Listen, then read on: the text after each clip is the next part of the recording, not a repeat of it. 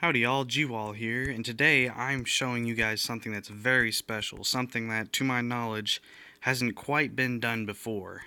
It is an absolutely insane super smelter, which is relatively efficient on how many materials it takes up. I mean, comparatively, the amount of hoppers in this thing it's really low.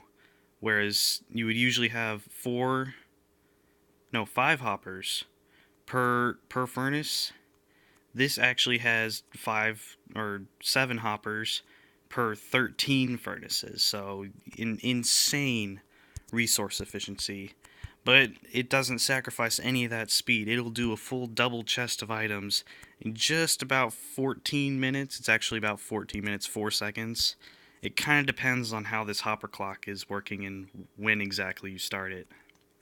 But anyway, let's get right into the tutorial. I'll just head over here to an empty space in my redstone testing world. Start out with your double chest. Hoppers coming out. You have to crouch. Hoppers coming out 2, just like that. And come out all 4 here. And then direct them into that hopper. If you do not have this hopper directing into this side of the hopper line, it'll actually back up and it could basically disable the smelter if you're doing a whole ton of items. And then you might as well just go ahead and put another one there. Go ahead and put your furnaces in. It'll be one here. Go out 2 more. And another one on here. There will actually, but my building blocks in inventory. There should be a gap here.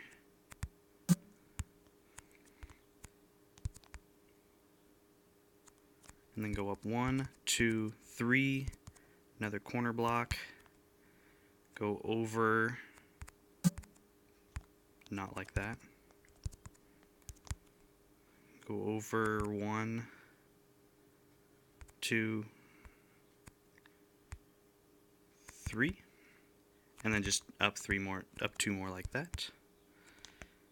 And that's one section of your furnace layout all the way done. Now, right now, I like to go ahead and put my pistons in. That way I'm not shuffling around a whole bunch of furnaces all the time. See if I can't put... There we go. 1, 2, 3, 4, just like that. With redstone going across them just like that. Need my building blocks again.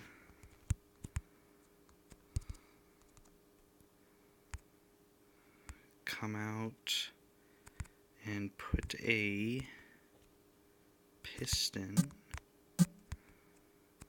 just like that, and come over the full 4 just like below. Do the same thing here except with the piston above. 1, 2, 3. I don't actually need to do that.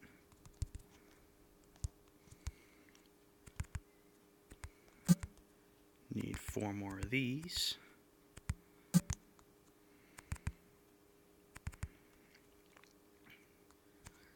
And then just more here.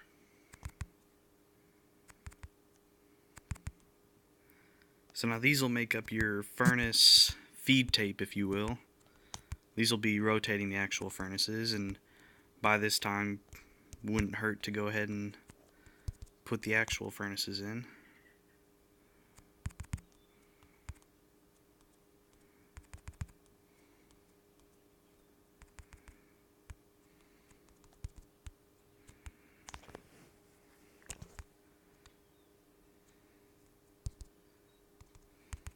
Just 3 more up like this. And typically I like to have all the furnaces facing the same way. I don't really know why, but except for those first ones, I put those in there so it's easier to see that all the actual furnaces are working.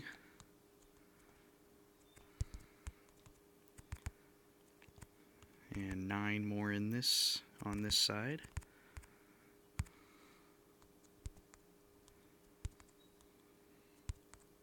And that's all your furnaces.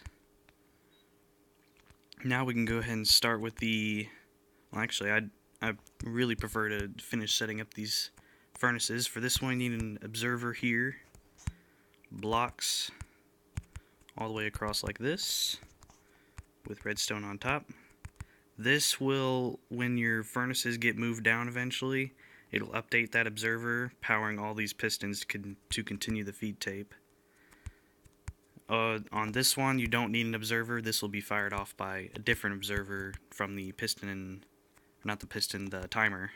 I need another one, another observer. If I can place blocks right. There. This time, put your blocks without breaking them, you know, that helps sometimes, occasionally. Place more blocks along here. This time the observer will power the block instead of directly the redstone. And then another observer here, and this time you can actually just put the redstone on top of the pistons. And that's pretty much your piston feed tape all the way done. Might as well, we can go ahead and do the actual distribution for the smeltable items, so like your iron, your sand, or whatever. You just need to put downwards facing pistons on these center furnaces. Put a block out here, then have a hopper line going across them, facing towards the end. You put a temporary one here. And do the same thing on top.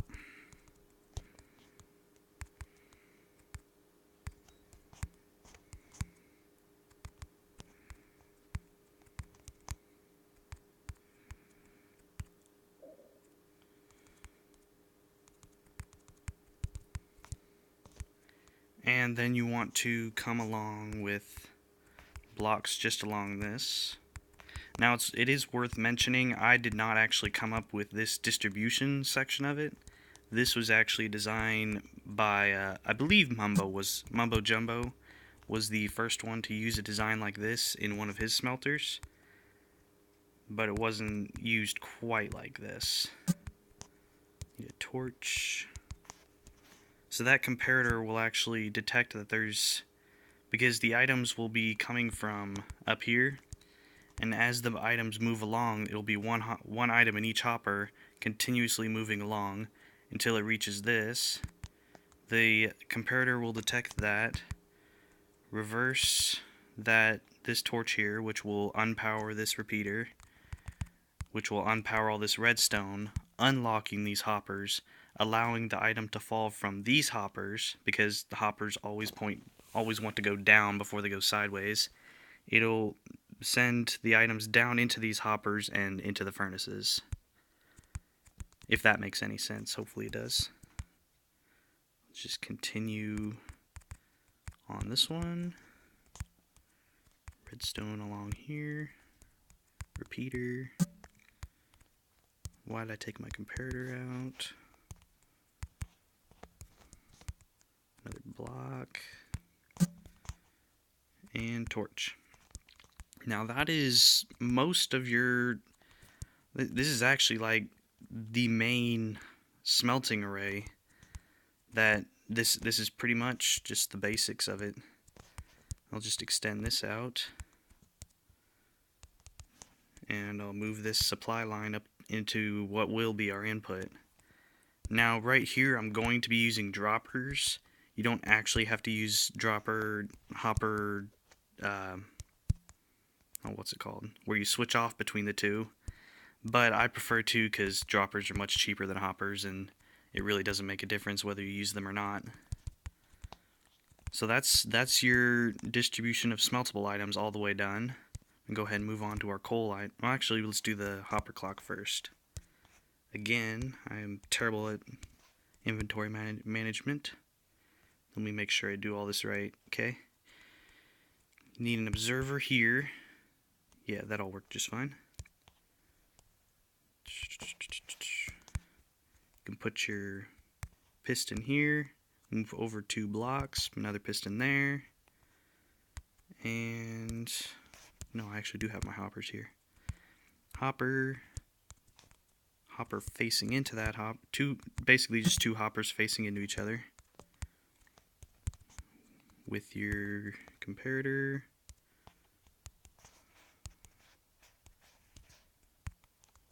And redstone dust. This is your standard etho hopper clock, except you don't actually have to use sticky pistons in Bedrock Edition. And it turns out I actually need a redstone block. Need to put that there. And this is your etho hopper clock. I won't put the items in it quite yet, but eventually we will. Now, for coal distribution, because that, furnace arrays don't work without coal. You need 4 hoppers facing into these. And yeah, so 4 hoppers facing directly into the furnaces. Blocks up like this. And then another line going across. And this will work exactly the same way as the smeltable item distribution. Another comparator there. Blocks up like that. And blocks along the side here.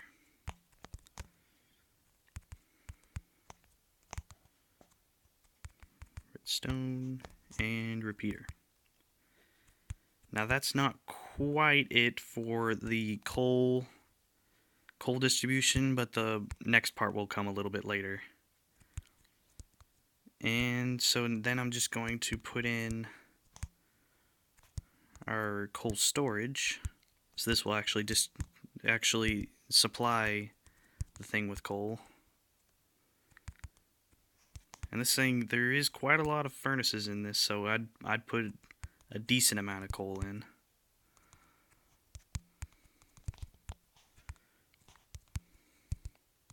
I tell you what, something they really need to add to Bedrock Edition, crouching in midair, because I really want to just be able to fly and be able to crouch and place a hopper there, but I can't now because, it'll open the chest. A little lag spike there. And go ahead and place another one just for good measure. I like to put a hopper at the end too. You don't have to, because when I'm doing this especially, I kind of just like to drop the items in that hopper and let it go into the machine. Now comes the thing that I actually struggled with for not a very long time, but quite a bit. The problem here is that, if I could, not destroy my hopper clock here. The problem is that once these furnaces fill up with coal, this thing will continue running and it will fill up these bottom hoppers with coal. And that's just a whole bunch of wasted coal. You'll have 20 stacks of coal just in these bottom hoppers. And then you'll fill up these hoppers with coal, and you really don't want that because that's coal that you can use, but that's that much more coal that you have to put in at the beginning that you won't really ever come out ahead, if that makes any sense whatsoever. So to compensate for that, you'll actually put a block here with the comparator, and I'll explain this here in a bit how this all works, with a block going up like this, redstone dust on that, redstone dust here,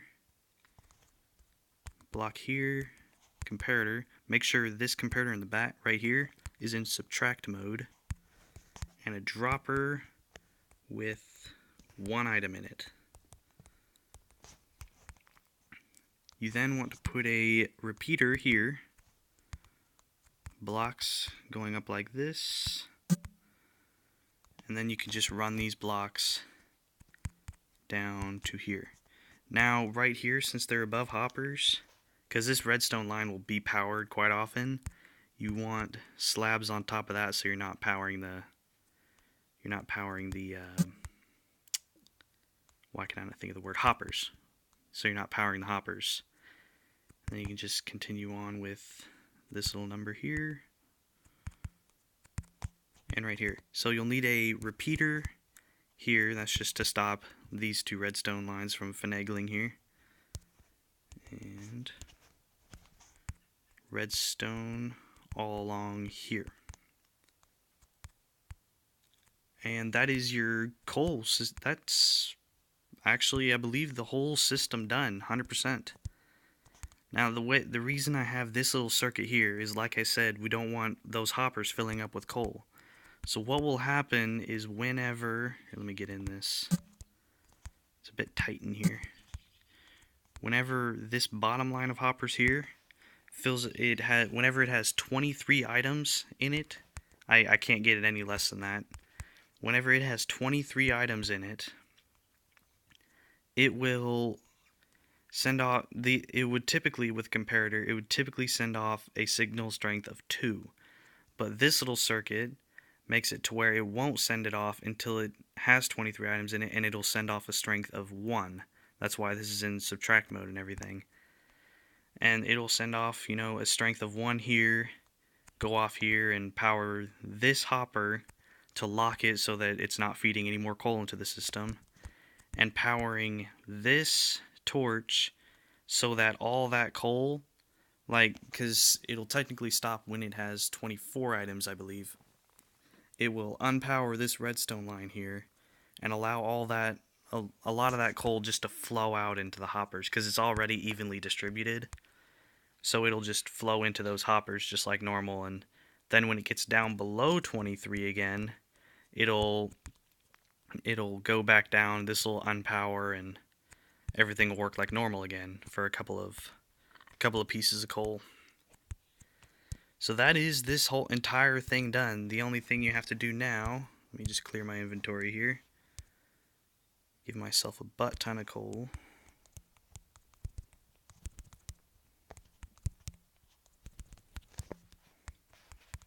So now I have a butt ton of coal, and this is why I have this hopper here. I can just do this whole number. Oh, one thing I actually did forget. In this etho hopper clock, you need 32 items. That will put 8 items in each of the furnaces. Coal and smeltables. Just throw all this in here. Now, a lot of that will probably despawn, but I'm in creative, so I really don't care. Let me just put in a bit more. I say a bit, that's a lot. They also need to add something into Bedrock which makes putting stuff into chests a lot easier. Kind of like the, like on PC, I think it's shift double click or something. I don't really know. I don't play on PC a whole ton. I do play on it quite often, but I honestly don't like it that much. But we need something to move stuff into chests a lot easier. Anyway, that should be good for now. And then I'll just give myself a whole bunch of sand.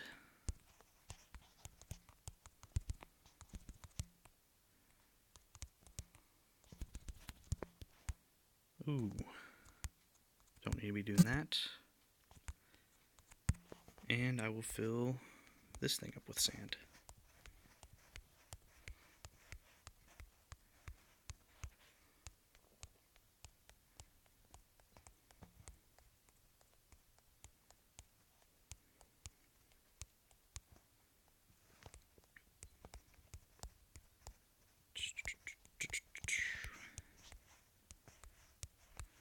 This is like the most tedious part of Minecraft, in my opinion. By the way, if you've noticed, I've been using it's actually a mod for these commands right here on the right hand side of my screen. That I don't actually know what the mod is called, but I'll try and find it and put a link for it down in the description. It's actually really useful for when you're using commands, because like my last command was giving myself 3,000 sand. If I just hit this up arrow here, it puts that last command in there. And if I keep going up, I can go back to my coal, my clear, and go all the way back down. And they're your tab buttons for auto finishing commands and stuff. And as you can see, this machine is already started up. It has, you know, your 8 items in there. This will actually, it won't finish here. Those 8 items won't. But since there's actually one more furnace on this half because of this corner, It will finish just in time. No. This furnace, no, it won't. How did this thing? Yeah, it'll, when they come back around, oh, it just went on power saver mode. But when it comes back around, this is actually perfectly timed to finish right here. Right here, actually. It'll finish that last item, that last bit of the coal, and be refilling itself already. So as you can see, the items are already flowing in quite fast. A little bit of a lull here. But I mean, for a Bedrock Edition smelter, this is insanely fast. Like I said, it'll smelt up that entire double chest in about 14 minutes. Wonder how my coal's doing. Ah, plenty. And I've actually, as you can see over here, I've extensively tested this. This is actually less efficient because it takes so much longer to fill the hoppers because the items have to come all the way over here, drop once, come all the way over here, drop again. That's 2 items in there, and it just basically, by the time the furnaces got to here, because how slow the timer had to be because of the slow distribution, they were already done. So all of these hoppers were just sitting here idle, which is an inefficiency. And this wasn't quite right. It was better, but still wasn't quite right. I built this, and this is like the most efficient, and I went on to this. This isn't quite as good, actually. It's one circle of furnaces larger, but since this one is timed so perfectly, I really don't think you can get more efficient using this type of concept. By the way, this concept actually wasn't developed by me. It's developed by a guy named Gruva guy. It was actually kind of funny. He said that he didn't really mean it to add up to anything. It was just one of his silly ideas that he had in his Technically Bedrock series, which is really neat. I'll probably try and link that in the description also. He's an amazing YouTuber. I really enjoy watching him. But the original concept was from him. He made just one section of this, and I'm not sure if it was 100% automatic either. It probably was, knowing him, but he's got a lot of stuff on just about everything in Bedrock. Well, not just about everything, but a lot of stuff in Bedrock. So I'd really recommend going and checking out his channel also. And with that, I'm gonna end the video there, guys. If you enjoyed the video, don't be afraid to hit that like button and subscribe. And don't be also afraid to leave a comment down in the comments section saying how I did, or leaving improvements for this design, anything you want. So with that, I'm going to end the video there, guys. See you later.